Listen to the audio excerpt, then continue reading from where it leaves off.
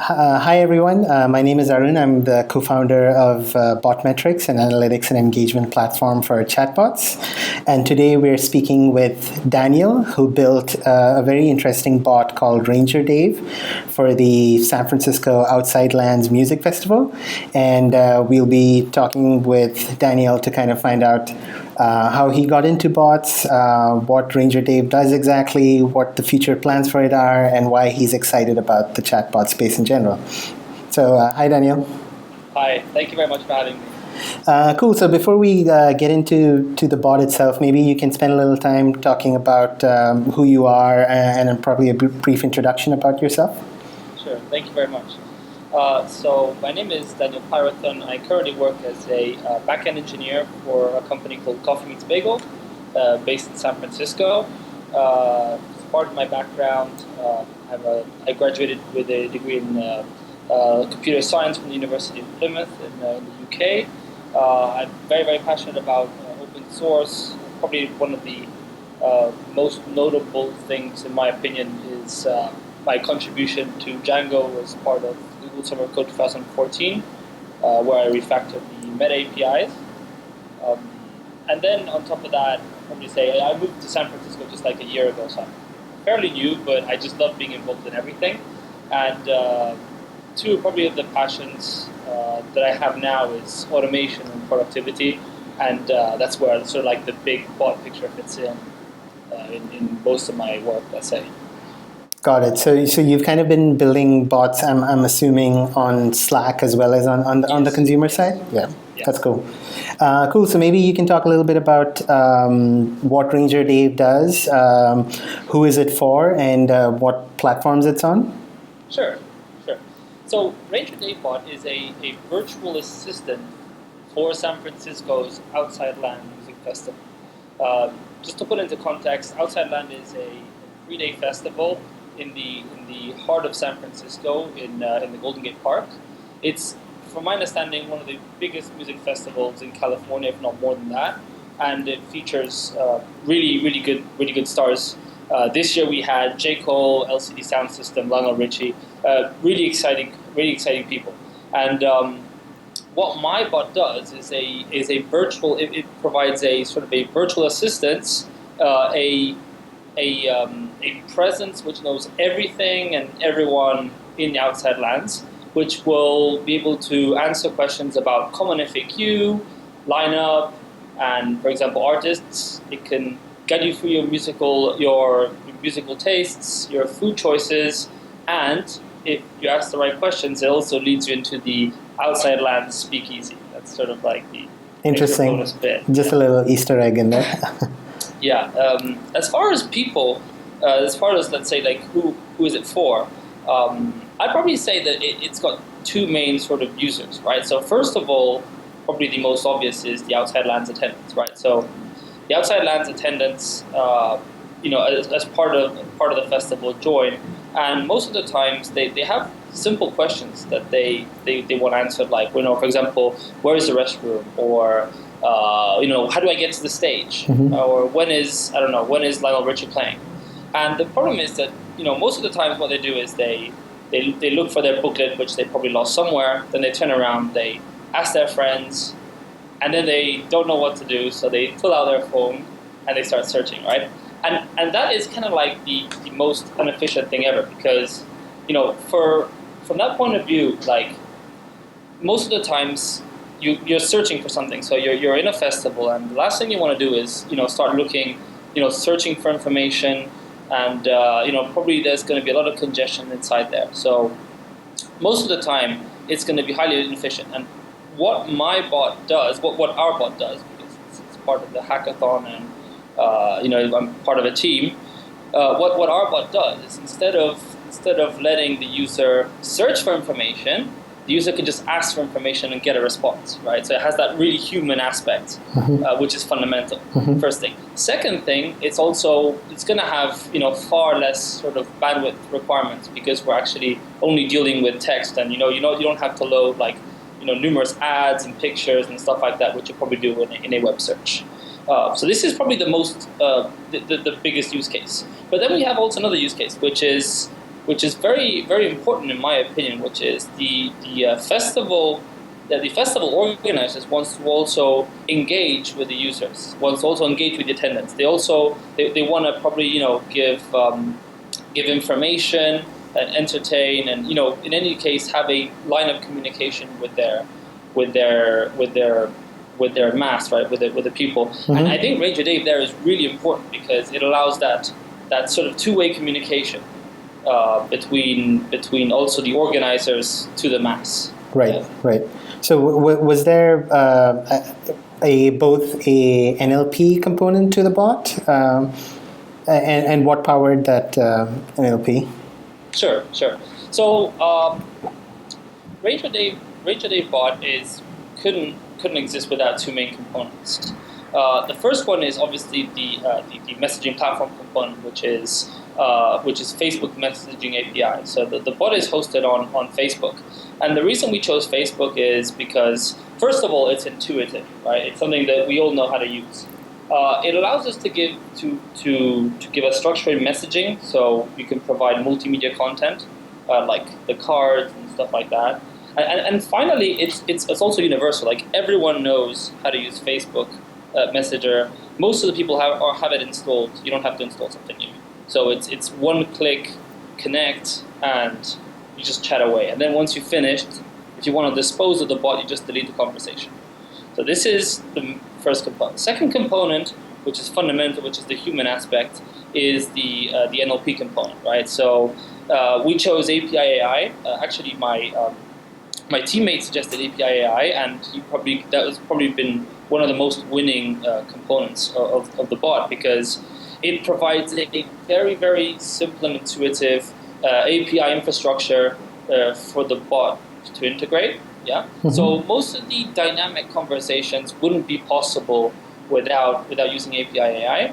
But on top of that, we also implemented a small wrapper of our own NLP around some of the things. Like for example, the speakeasy component is you actually have to keep track of which kind of riddles the user has resolved. Because he cannot resolve riddle 3 if he hasn't resolved riddle 2, for example, right? Mm-hmm. So at that point, we actually had to implement our own logic around the API AI, which was fairly easy. But one thing which I really found beneficial is to keep things as modular as possible, because that will allow us in the future to, for example, take Facebook out and put, SMS in, for example. Mm-hmm. Got it. Yep.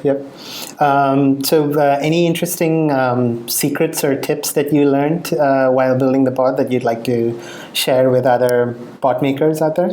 Sure. So I really would love to share my experience. So first of all, I have very, very little experience in this area. But if there's, just by putting this into production, I realized so many important things, right? So the first thing which I would suggest anyone who's actually writing a bot is log everything. So most of the bugs that we found were not like implementation bugs, but they're actually bugs based on our assumption, based on our assumption of how people would interact with the system. By logging everything, we're able to reconstruct conversations. We're able to understand what the users actually wanted to do and what the system did by mistake, for example. And that's been by far the most priceless thing that we've learned, right? And that has also allowed us to iterate a lot faster on the product. Mm-hmm. Yeah. So once we actually started logging, we understood things much easier, and we iterate on top of that.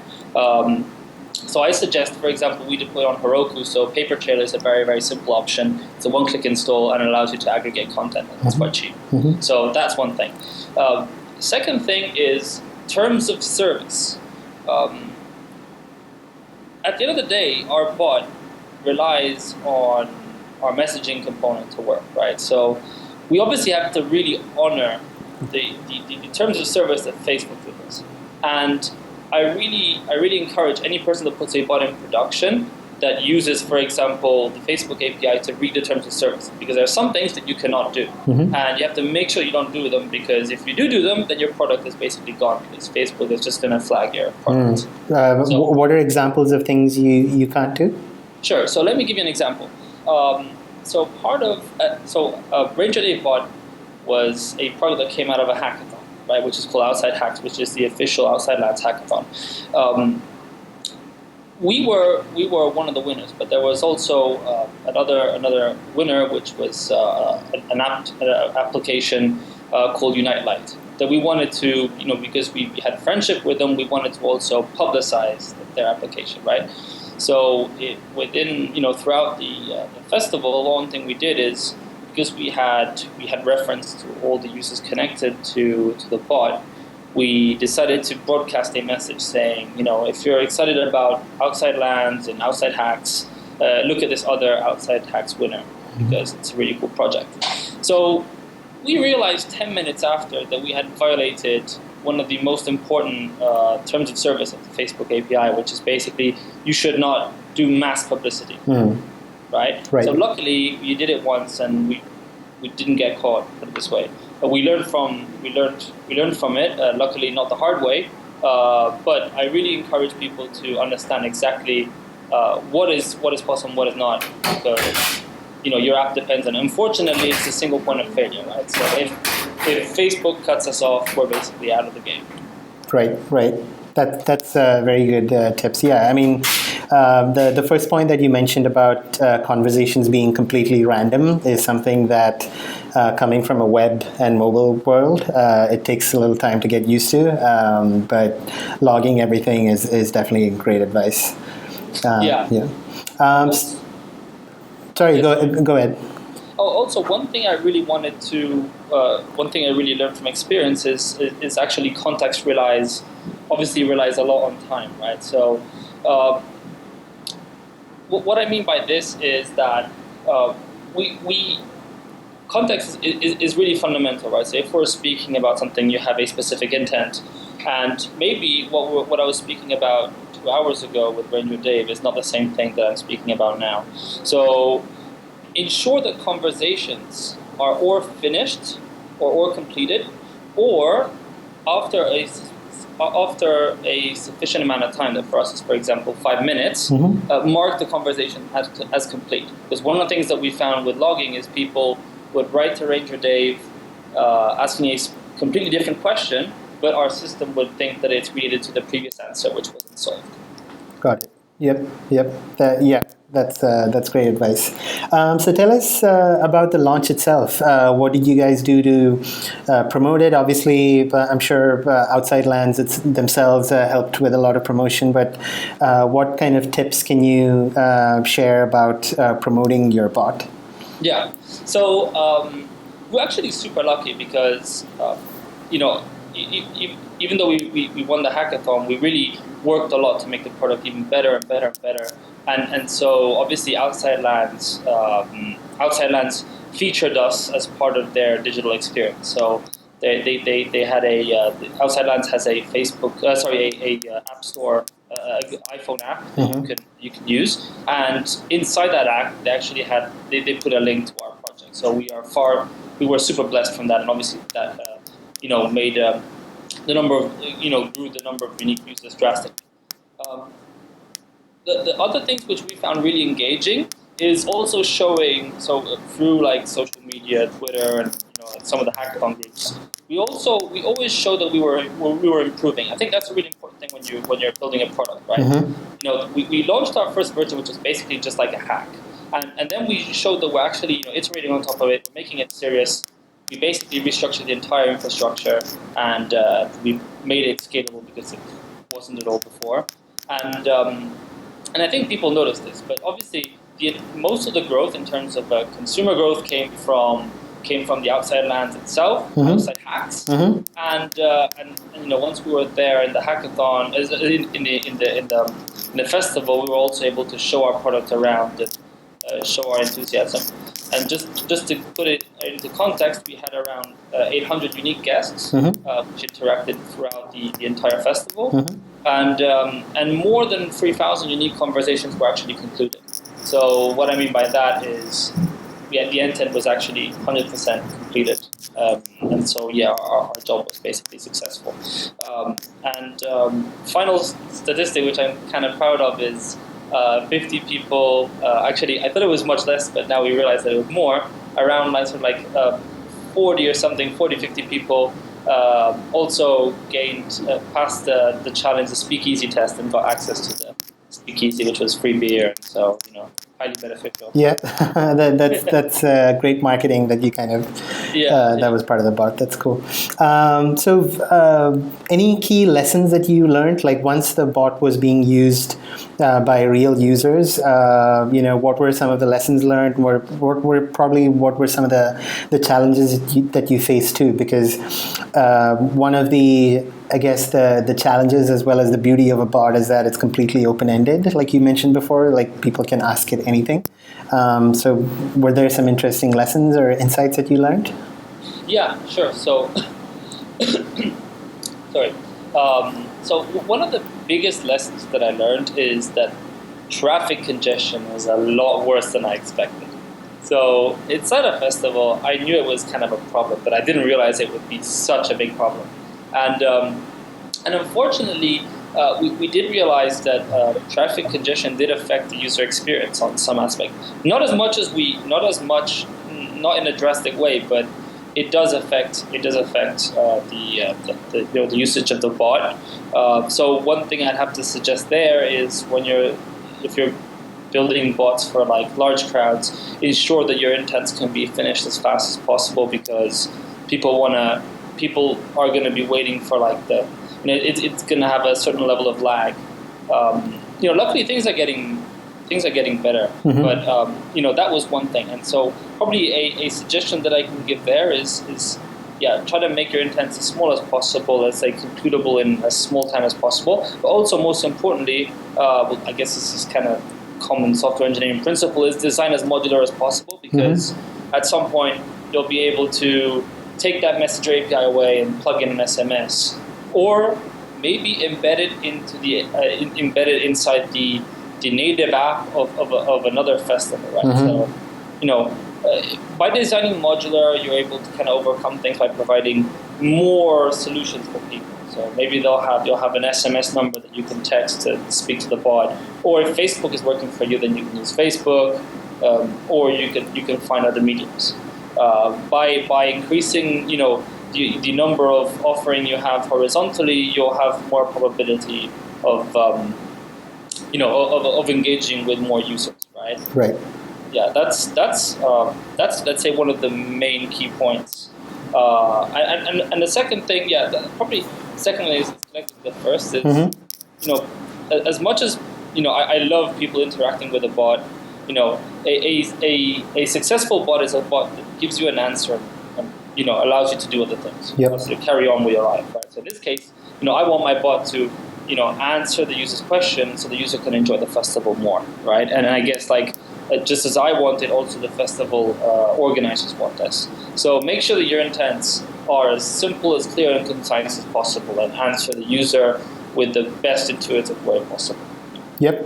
That's solid advice, because that's kind of where bots win over mobile apps, is because the whole interaction from having to install an app is more difficult than starting a conversation with a bot. So it's all about kind of how you can enable the user to get to their end goal as quickly as possible. Yeah, I agree. That's cool. So what are kind of the next steps for you is there a plan to kind of take this bot to other music festivals or other events and so on? Yeah. So we want to take the learnings from this festival and iterate on top of the product and improve it. Right? Mm-hmm. So we're really happy with the way things went. Okay, really satisfied. But we want to be able to improve on the product, and I personally believe that I can, us as a team, we're very sort of horizontally focused. We've all got really good skills that complement each other, so we can definitely, with more time, improve the product and make it much better.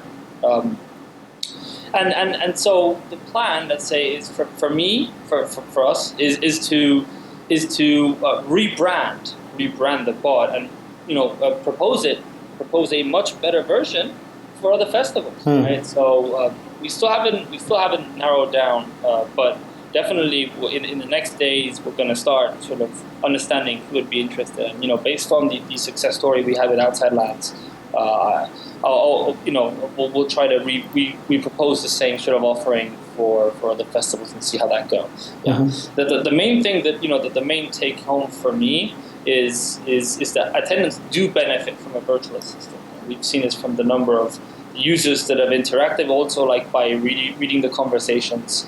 We understand that they do really benefit from it, and they do gain value from it, right? Mm-hmm. And the second point is, festivals on the other side, the festival organizers can communicate and engage with their attendants with a bot, and that's also a clear winning step if they want to provide some kind of like gamifying aspect or or some kind of entertaining sort of game riddle for the attendants.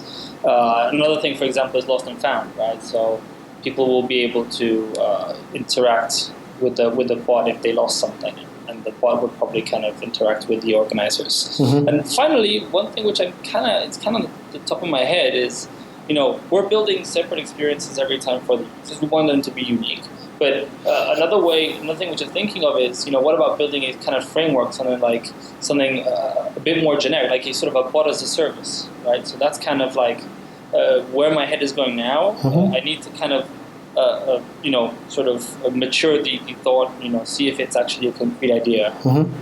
But this could be sort of a direction to it at some point. Yeah, definitely. I mean, like I mentioned earlier, I think it makes a lot of sense for people to interact with bots at these events, because I never download apps for whenever I go to events such as these. Exactly. But like just this kind of thing that you can just speak to on a messaging platform makes way more sense than an app. So I'm definitely excited to see this kind of be a trend among more events and festivals and so on. Yeah, I totally agree. And one thing which I really want to, I really found fundamental, like the fundamental difference is that, if you're using an app or if you're searching on the web, you're always searching for stuff, right? So you're actually actively looking for an answer. With a bot, you just ask, and yep. You should get the answer, right? If the bot works, obviously. So yep. My assumption is the bot works. Yep. And that is a completely different experience, right? It's a completely different experience. You ask and you get the answer. You don't have to start there searching for stuff. You don't want to do that. Yep. You want to get the answer now. You wanted to get the answer yesterday, right? Basically, you want to get the answer as fast as possible. And this, connected with the multimedia features that, for example, Facebook offers with these personalized cards, give a whole new level of experience, which is, for me, a clear winning point. Yep, for sure. Cool. Thanks, Daniel, for sharing all of the great lessons that you've learned. Where can we find this bot, the Ranger Dave bot? Sure. So the Ranger Dave bot can be found on Facebook. I can provide a link, but it's facebook.com/RangerDaveBot. Okay. I'll send you a link after. Cool. And all you got to do is click the send message, and you're automatically going to be connected to the bot. Cool. And where can people find you on Twitter and GitHub and so on? Because you're doing interesting work on both with open source as well as projects such as these. Thank you. So I'm kind of findable anywhere really. Daniel Pyrathon is my name, and my handle for everything is Pyros B3, Piros B3, and I guess you can find me anywhere that way. Cool. Yeah. Awesome. Thanks, Daniel, for your time, and we're looking forward to provide. If you think there's something that can be improved on the bot, please let me know, because I'm really happy to improve it and bring it a step ahead. Awesome. Yeah, for sure. We'll be doing that, and I hope the readers and the audience will do that too. Yeah. Cool. Thanks, Daniel, for your time, and looking forward to hearing more where this goes. Yeah. Thanks.